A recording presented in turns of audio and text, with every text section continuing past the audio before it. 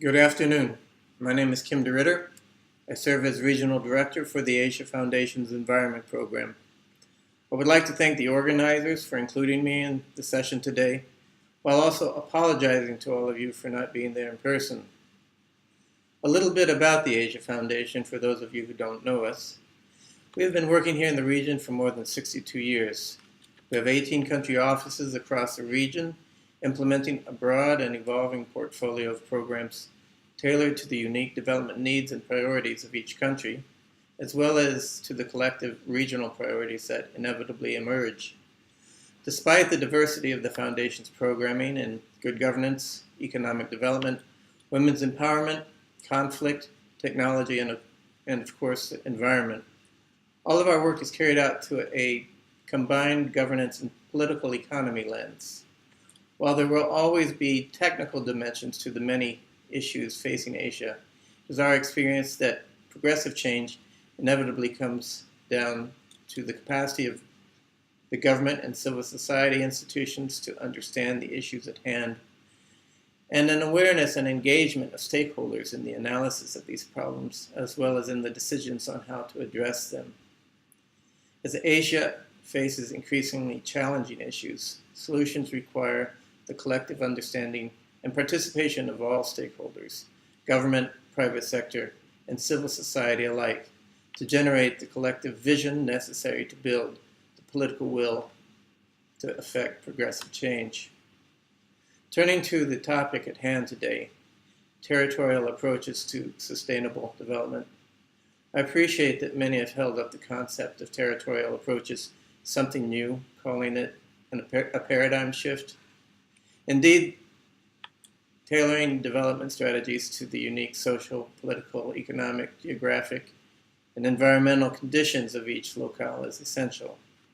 That said, I think it's important to note the territorial approach, in fact, draws upon a combination of several earlier approaches to sustainable development based on spatial dimensions and geographically defined functions.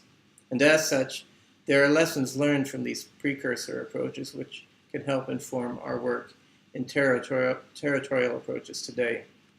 In this regard, let me highlight three such examples, although I'm sure there are many others. First, let me flag the long-standing work in watershed management, as inevitably the health of both ecosystems and communities starts with access to water. Understanding watersheds and their effective management has long been a working model for at least one subset of development practitioners. A second, more recent approach is spatial planning, especially when combined with strategic environmental analysis.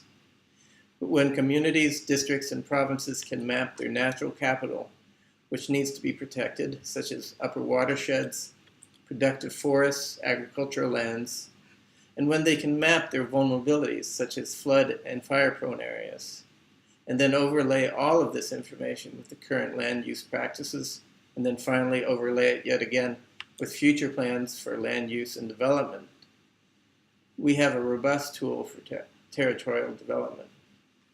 Lastly, and even more recently, we are increasingly seeing some dramatic new work in ecosystem-based climate change adaptation strategies, which pointedly seek to understand not only the chemical, biological, and hydrological functions of a given geography, but also how human civilization impacts these ecosystems and how it becomes necessary to rethink these impacts to better conform to the underlying ecosystems within which we exist.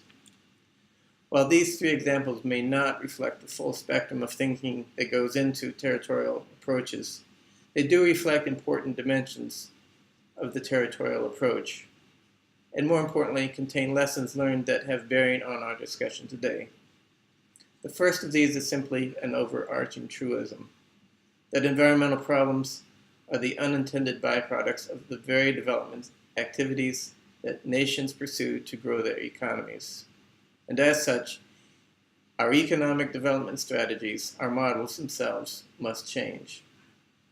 At a more operational level, effective decision-making, whether in watershed management, spatial planning, or ecosystem-based adaptation, can only occur if the needs of all stakeholders are understood, and equally important, that they all have a voice and representation in these decisions. Second, as we have hopefully all learned by now, virtually every environmental issue facing humankind transcends sectoral boundaries. Addressing environmental issues requires strong governance structures to facilitate multi-sectoral and multi-level dialogue among government agencies, in addition to incorporating the voices of private sector, civil society, research institutions, and other stakeholders as noted above. Third, and most commonly overlooked variable in effective sustainable development is the national budgeting process. The best long-term sustainable development strategies are really quite meaningless if they are not subordinated to a system of budgeting that confines spending of government agencies to those projects and activities that in fact contribute to the overarching shared vision, goals, and objectives of sustainable development. Lastly, decisions must meet the acid test of public scrutiny and accountability.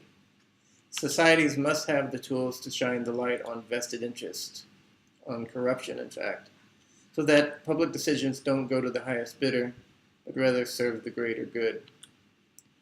While there are other lessons to be shared, I know I'm limited for time here, so let me stop there with just these four. For indeed, these four variables are perhaps the most important variables I, for one, have witnessed in 30 years of development work here in the region. Thank you.